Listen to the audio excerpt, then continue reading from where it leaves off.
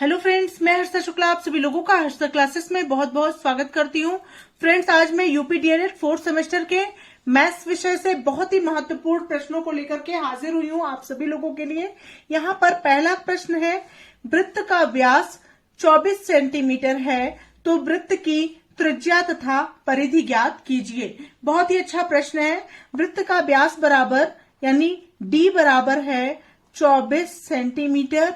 तो फ्रेंड्स, त्रिज्या वृत्त की क्या होगी? त्रिज्या यानी आर, जो कि त्रिज्या होती है, रेडियस जिसको इंग्लिश में बोलते हैं।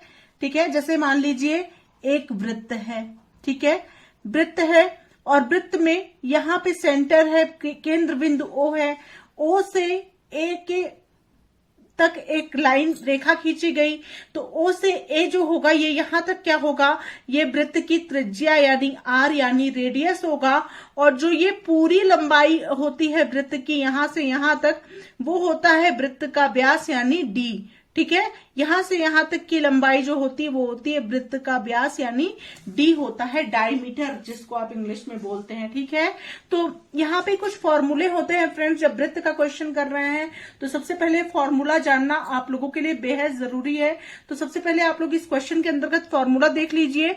जैसे कि वृत्त की त्रिज्या आर बराबर होती है, ठीक है, आर बराबर होती है वृत्त की त्रिज्या, ठीक है, और d बराबर होता है वृत्त का व्यास। ठीक है, अब इसी से फॉर्मूला बनता है फ्रेंड्स। ठीक है, तो हमेशा r बराबर क्या होता है? d का आधा होता है। ठीक है, r बराबर होता है d/2, मतलब त्रिज्या जो होती है वो हमेशा व्यास की आधी होती है। ठीक है, तो जैसा कि यहाँ पर आपको त्रिज्या निकालना है तो यहाँ पे व्यास आपको दिया गया है, d बराबर 24 सेंटीमीटर दिया गया है। r आपको निकालना है तो r बराबर हो जाएगा d/2, बराबर हो जाएगा आपका फ्रेंड्स, d की जगह हो जाएगा 24/2 और बराबर हो जाएगा 12 सेंटीमीटर। ठीक है, तो 12 सेंटीमीटर क्या हो गया? वृत्त की त्रिज्या हो गई। ठीक है, अब फ्रेंड्स मैं आप लोग को एक बात बता दूं, यहाँ कुछ फॉर्मूले आप लोगों को लर्न करना बेहद जरूरी है वृत्त के क्वेश्चंस के अंतर्गत। जैसे कि वृत्त का क्षेत्रफल कभी पूछा जाए परीक्षा में, वृत्त का क्षेत्रफल याद कर लीजिए, वृत्त का क्षेत्रफल बराबर होता है पाई आर स्क्वायर। ठीक है, वृत्त का क्षेत्रफल बराबर होता है पाई आर स्क्वायर। पहला फॉर्मूला ये हो गया। दूसरा फॉर्मूला आपका हो गया फ्रेंड्स, वृत्त की परिधि, जो कि आपको ज्ञात करने के लिए क्वेश्चन में दी गई है। और यहाँ पे पाई जहां पे रहेगा, पाई की वैल्यू आप या तो 22/7 लिखेंगे या लिखेंगे 3.14। ठीक है, तो पाई की वैल्यू या तो आप 22/7 लिख सकते हैं या तो 3.14 आप लिख सकते हैं। ठीक है, तो इस तरह से पाई का मान रख के और आर की वैल्यू रख करके आप वृत्त का क्षेत्रफल ज्ञात कर सकते हैं। अब यहाँ पर चूंकि प्रश्न में आपको वृत्त की परिधि ज्ञात करनी है तो वृत्त की परिधि का फॉर्मूला याद कर लीजिए। ये दूसरा फॉर्मूला है, वृत्त की परिधि बराबर होती है 2πr। ठीक है, वृत्त की परिधि बराबर होती है 2πr। तो यहां पे हो जाएगा फ्रेंड्स 2 गुणे 22/7 गुणे आर की जगह हो जाएगा 12। ठीक है, त्रिज्या कितनी है? 12 है, इसलिए आर की जगह हो जाएगा आपका 12। ठीक है, अब यहाँ पे इसका गुणा करके जो भी आए उसको 7 से डिवाइड कर दीजिए। अगर यहाँ पे आर कुछ 14 या 21 इस तरह से रहता तो 7 से ये कट जाता, फिर गुणा हो जाता। लेकिन यहाँ चूंकि कुछ भी 7 से डिविजिबल नहीं है, इसलिए आप ऊपर वाली संख्या का गुणा करके तब 7 से डिवाइड कर लीजिए। तो 22 दूना 44 और 44 का जब 12 में गुणा करेंगे, 44 गुणे 12 जब आप करेंगे तो हो जाएगा 2 चौक के 8, 2 चौक के 8, 1 चौक के 4, 1 चौक के 4। यहाँ पे 8, 8 4 12, 2 हासिल 1, 4 1 5, 528 आया। अब 528 और बटे 7 आप जब लिखेंगे तो यहाँ पे उसके बाद 7 से इसको आप डिवाइड करेंगे 528 को, तो यहाँ पे 7 यहाँ लिख लीजिए, यहाँ 528 आप लिख लीजिए। रफ वर्क करते रहिएगा, बगल में मत करिएगा, रफ वर्क कहीं लिख करके साइड में तब आप करिएगा। ठीक है, पेपर में ऐसे साइड में मत करिएगा। ठीक है, मैं आपको समझाने के लिए बगल में कर रही हूँ। पेपर में आप लोग साइड में रफ कार्य लिख दीजिएगा, इधर क्वेश्चन सॉल्व करिएगा, इधर रफ कार्य कर लीजिएगा। ठीक है, तो यहाँ पे 7 7 49 हो गया आपका, 12 में से 9 गया, हो गया आपका 3, और यहाँ पे क्या बचा, यहाँ पे 4 में से 4 गया, कुछ नहीं, यहाँ पे 8 उतर गया, 7 बचे 35, ठीक है, और यहाँ पे 8 में से 5 गया 3। ये अब क्या होगा फ्रेंड्स, अब 7 से यहाँ पे पॉइंट लगाएंगे, ये 0 बढ़ा देंगे, 7 चौक के 28, 2 30, ठीक है, 0 बढ़ा, 7 दूना 14, 6 20, ठीक है, और 7 अट्ठे 56। तो यहाँ पे हो जाएगा फ्रेंड्स 75.428, ठीक है फ्रेंड्स। तो यहाँ पे 75.428, 75.428 है। तो 2 में आप 1 जोड़ करके लिख सकते हैं, 3 अंक मत लिखे, 2 ही अंक तक लिखे दशमलव के, तो 2 में आप 1 जोड़ सकते हैं, तो यहाँ पे हो जाएगा 3, 75.43। और ये क्या हो जाएगा फ्रेंड्स, परिधि है वृत्त की, तो परिधि भी हमेशा किसमें होती है, सेंटीमीटर में होती है। अगर क्षेत्रफल निकालेंगे तो क्षेत्रफल हमेशा किसमें हो जाएगा, सेंटीमीटर स्क्वायर में हो जाएगा। लेकिन यहाँ पे परिधि निकालना था तो परिधि आपकी सेंटीमीटर में निकलेगी। होप आप लोग को ये क्वेश्चन अच्छे समझ में आ गया होगा। ऐसे भी ही कोई भी अगर संख्या परिवर्तन करके आपको प्रश्न दे दिया जाए परीक्षा में, तो निश्चित रूप से आप लोग ऐसे प्रश्न को अब सॉल्व कर लेंगे। बढ़ते हैं अगले प्रश्न की तरफ। इसी प्रकार से क्वेश्चन नंबर 2 एक मैंने लिया है फ्रेंड्स आप सभी लोगों के लिए, तो यहाँ पे समझ लीजिए इस तरह के प्रश्न को भी। एक वृत्त का क्षेत्रफल 154 सेंटीमीटर स्क्वायर है, वृत्त की परिधि ज्ञात कीजिए। देखिए ऐसे प्रश्नों को आप कैसे सॉल्व करेंगे। वृत्त का क्षेत्रफल का फॉर्मूला मैंने आपको बताया था, वृत्त का क्षेत्रफल बराबर होता है पाई आर स्क्वायर, ठीक है, यही तो होता है। तो पाई आर स्क्वायर की वैल्यू कितनी दी गई है क्वेश्चन में, प्रश्नानुसार यहां आप लिख लेंगे। इस तरह से ठीक से आप क्वेश्चन को सॉल्व करेंगे ताकि परीक्षा में आप लोगों के मार्क्स ना कटे। पाई आर स्क्वायर बराबर यहाँ पे 154 सेंटीमीटर स्क्वायर दिया गया है, ठीक है। तो यहाँ पे फ्रेंड्स इसको सॉल्व कर लीजिए। यहाँ पे पाई की जगह आप क्या लिख सकते हैं, 22/7 लिख सकते हैं, गुणे आर स्क्वायर बराबर 154, ठीक है, ध्यान से समझिएगा। अब R square is equal to हो जाएगा 154 गुणे ये 7 इधर जाएगा तो मल्टीप्लाई के रूप में हो जाएगा, ये 22 इधर क्या हो जाएगा, डिवाइड के रूप में हो जाएगा। अब इसको 2 से कटेगा, 2 एकन्नम 2, 2 एकन्नम 2, 2 सत्ते 14 और 1 15, 2 सत्ते 14। 11 से आप 77 को भी काट सकते हैं, 11 सत्ते 77, 7 गुणे 7 आया। आर स्क्वायर बराबर 7 गुणे 7, गुणा मत करिए, ठीक है। आर बराबर हो जाएगा √7 गुणे 7, इसका जोड़ा बन गया बराबर 7 आ गया। रेडियस कितना आ गया, 7 सेंटीमीटर आ गया, ठीक है। होप आप लोग को इतना समझ में आ गया होगा।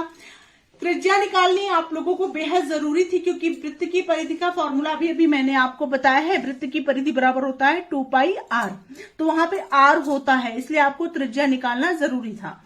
तो वृत्त की परिधि बराबर क्या होती है, वृत्त की परिधि अब आप ज्ञात कर लीजिए। वृत्त की परिधि बराबर होती है 2 पाई आर बराबर 2 गुणे 22/7 गुणे 7, 7 से 7 कट गया, 22 दूना हो जाएगा आपका 44 सेंटीमीटर, और यही हो जाएगा आपका आंसर। होप आप लोगों को समझ में आ गया होगा। बढ़ते हैं अगले प्रश्न की तरफ।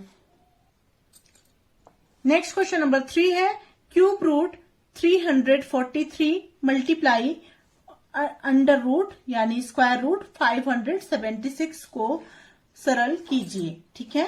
तो यहाँ पे क्यूब रूट 343 है फ्रेंड्स, तो यहाँ पे सबसे पहले हम 343 का फैक्टर यानी गुणनखंड कर लेंगे।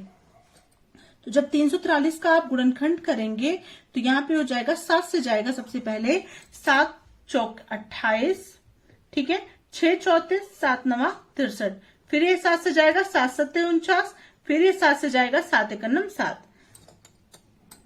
उसके बाद 576 है, 576 का करेंगे तो 2 से जाएगा सबसे पहले, 2 दूना 4, 1 5, 2 अट्ठे 16, 1 17, 2 अट्ठे 16, फिर 2 से जाएगा 2 एकन्नम 2, 2 चौक के 8, 2 चौक के 8, फिर 2 से जाएगा 2 सत्ते 14, 2 दूना 4, फिर 2 से जाएगा 2 तिया 6, 2 छंग 12, फिर 2 से जाएगा 2 एकन्नम 2, 2 अट्ठे 16, फिर 2 से जाएगा 2 9 18, फिर 3 से जाएगा फ्रेंड्स 3 त्रिका 9, फिर 3 से जाएगा 3 एकन्नम 3।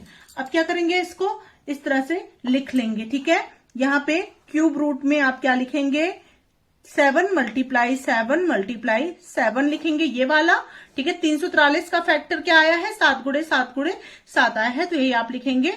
और मल्टीप्लाई यहाँ पे आप लिखेंगे 2 गुणे 2 गुणे 2 गुणे 2 गुणे 2 गुणे 2, 1 2 3 4 5 6 बार 2, 1 2 3 4 5 6 बार 2 और गुणे 3 गुणे 3। ठीक है, इस तरह से लिख लेंगे।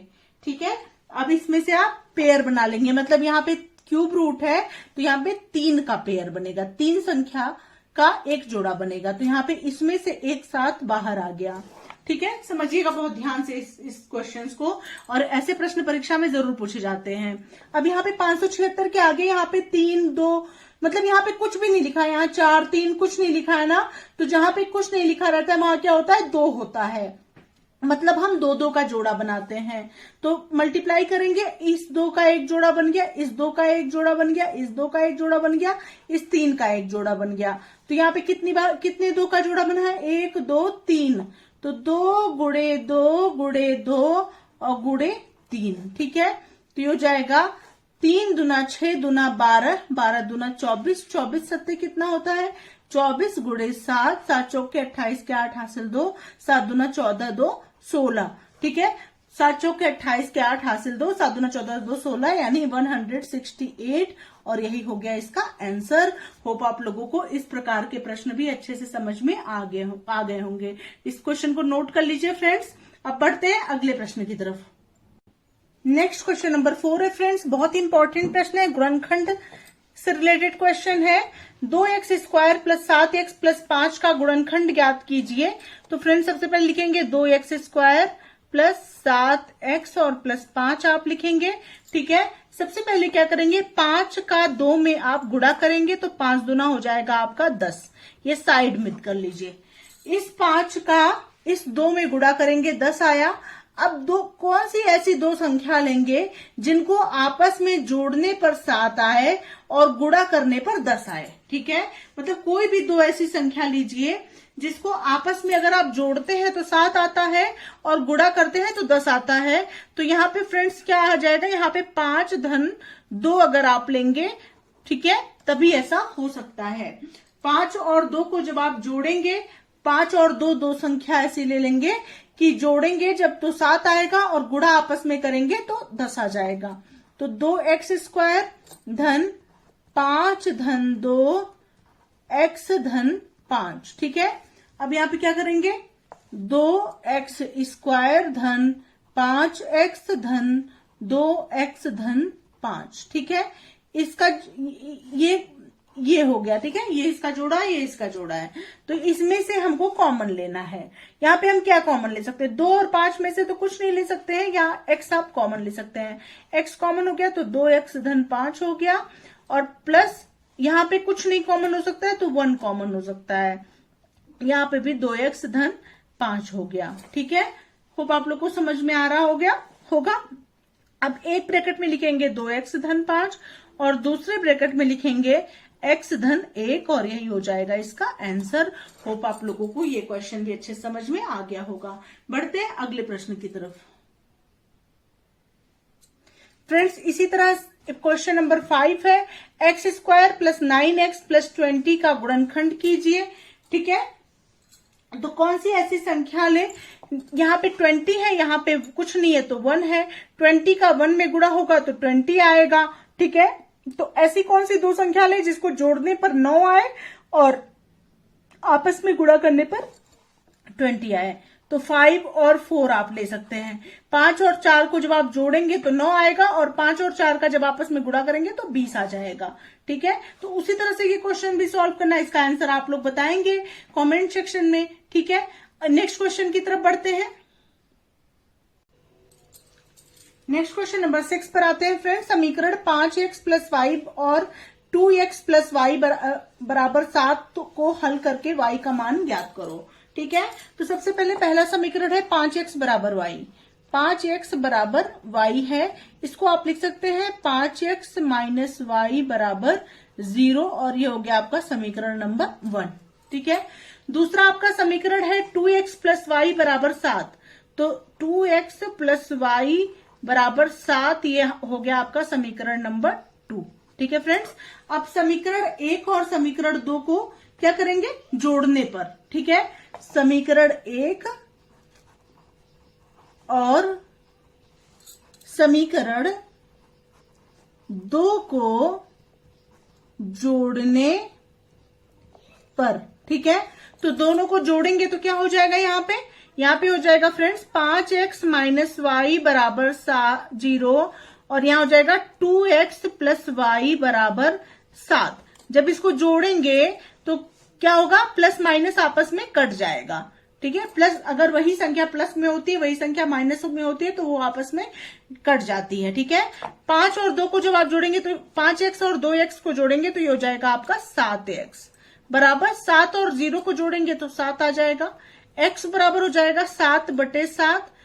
ठीक है, अब x की वैल्यू हो जाएगी 1, और आपको क्या क्वेश्चन में दिया गया है कि आपको y की वैल्यू ज्ञात करनी है। तो y की वैल्यू आप कहीं भी रख दीजिए, आप समीकरण 1 में रखिए y की वैल्यू, y का मान समीकरण चलिए 2 में रख दीजिए, 2 में रखने पर। ठीक है, y का मान समीकरण 2 में रखने पर, और समीकरण 2 आपका क्या है, 2x प्लस वाई बराबर 7, यही आपका समीकरण 2 है। अब क्या करेंगे, x की जगह आप 1 लिख देंगे, 2 गुणे 1 प्लस वाई बराबर 7। ठीक है, तो यहाँ पे हो जाएगा 2 प्लस वाई बराबर 7, और y बराबर हो जाएगा 7 माइनस 2 बराबर 5, और y का मान आ गया 5, और ये हो गया आपका आंसर। बढ़ते हैं अगले प्रश्न की तरफ। नेक्स्ट क्वेश्चन नंबर 7 है फ्रेंड्स, यदि किसी समलंब की समानांतर भुजाएं 3 सेंटीमीटर तथा 4 सेंटीमीटर है तथा इसके मध्य की दूरी 3 सेंटीमीटर है, तो समलंब का क्षेत्रफल आपको ज्ञात करना है। तो समलंब की समानांतर भुजाएं क्या है, देखिए इस तरह समलंब होता है। ठीक है, ये आपका हो गया ये समलंब। ठीक है, ये आपका समलंब हो गया। ठीक है, समानांतर भुजाएं मतलब ये भुजा और ये भुजा। ठीक है, एक भुजा थोड़ी छोटी होती है, दूसरी भुजा थोड़ी बड़ी होती है। तो ये मान लीजिए 3 सेंटीमीटर है और ये आपकी 4 सेंटीमीटर है, और इनके मध्य की दूरी मतलब ये जो आपको दी गई है मध्य की दूरी यहां से यहां तक, ये आपको दी गई है 3 सेंटीमीटर है। ठीक है, ठीक है, तो यहाँ पे ये मान लीजिए B1 है, B1 बराबर 3 सेंटीमीटर, B2 बराबर 4 सेंटीमीटर, और h बराबर इनके मतलब इनके बीच की दूरी h बराबर 3 सेंटीमीटर। इस तरह से आप चित्र से समझ लीजिए। अब मैं आपको फॉर्मूला बताती हूँ समलंब के क्षेत्रफल का। तो समलंब का क्षेत्रफल बराबर होता है, क्षेत्रफल केवल मैं लिखती हूँ, क्षेत्रफल बराबर होता है 1/2 इंटू B1 प्लस B2 और इंटू h। ठीक है, 1/2 into B1 plus B2 into h होता है। तो क्षेत्रफल बराबर हो गया 1/2 गुणे B1 की जगह 3 धन B2 की जगह 4 और गुणे h की जगह हो गया आपका 3। ठीक है फ्रेंड्स, इस तरह से हो जाएगा। अब इसको सॉल्व कर लेंगे। क्षेत्रफल बराबर हो जाएगा आपका 1/2 गुणे 7 गुणे 3। ठीक है, अब ये 7 21/2 हो गया, 21/2 बराबर 2 एकन्नम 2 0 2 पंचे 10 यानी 10.5 सेंटीमीटर स्क्वायर। यही हो गया आपका समलंब का क्षेत्रफल। होप आप लोगों को ये क्वेश्चन अच्छे से समझ में आ गया होगा। अब बढ़ते हैं अगले प्रश्न की तरफ। नेक्स्ट क्वेश्चन नंबर 8 है फ्रेंड्स, समलंब की समानांतर भुजाएं 15 मीटर और 8 मीटर हैं, उनके बीच की दूरी 12 मीटर है, समलंब का क्षेत्रफल ज्ञात कीजिए। मैं आप लोग को बता दी समलंब इस प्रकार से बनता है। ठीक है, और ये क्या है, समानांतर भुजाएं 15 मीटर और 8 मीटर है, ये 8 मीटर हो गया। 8 मीटर हो गया B1 बराबर 8 मीटर, और B2 बराबर क्या है दिया गया, B2 बराबर 15 मीटर है, और इनके बीच की दूरी दी गई है 12 मीटर। h बराबर दिया गया है 12 मीटर, और आपको क्या निकालना है, समलंब का क्षेत्रफल निकालना है। क्षेत्रफल का फॉर्मूला मैंने आपको अभी बताया है, 1/2 गुणे B1 प्लस B2 और इंटू h। यही तो होता है, यही तो फॉर्मूला होता है तो ये हो गया आपका 1/2 गुणे B1 की जगह क्या हो गया 8 हो गया, प्लस B2 की जगह हो गया 15 और गुणे H 12 हो गया। 2 1 2, 2 6 12 और 15 8 कितना हो गया फ्रेंड्स 15 और 8 को जब आप जोड़ेंगे तो ये हो जाएगा आपका 23 गुणे 6 और ये हो जाएगा फ्रेंड्स आपका 23 में जब आप 6 से गुणा करेंगे तो 6 त्रिक 18 के 8 हासिल है 6 दूना 12 1 13 138 मीटर स्क्वायर ये होगा, क्योंकि दोनों दूरी किसमें है ये दोनों दूरी मीटर में है, इसलिए समलंब का क्षेत्रफल जो हो जाएगा वो आपका मीटर स्क्वायर 138 मीटर स्क्वायर हो जाएगा। होप आप लोगों को ये 8 क्वेश्चन अच्छे समझ में आ गए होंगे। एक गुणनखंड का क्वेश्चन मैंने आप लोगों को होमवर्क के रूप में दिया है, उसको आप जरूर होमवर्क करेंगे और आंसर कमेंट सेक्शन में देंगे कि किसका कितना आंसर आ रहा है। ठीक है फ्रेंड्स, तो कल जब पुनः मैं आप लोगों को रिवीजन कराऊंगी मैथ्स का, तो सबसे पहले उसका आंसर जो सही बताएगा उसका नाम लूंगी, उसके बाद ही मैं स्टार्ट करूंगी पढ़ाना। ठीक है, तो मिलते हैं नेक्स्ट वीडियो के साथ, तब तक के लिए thank you so much friends, thanks for watching my video.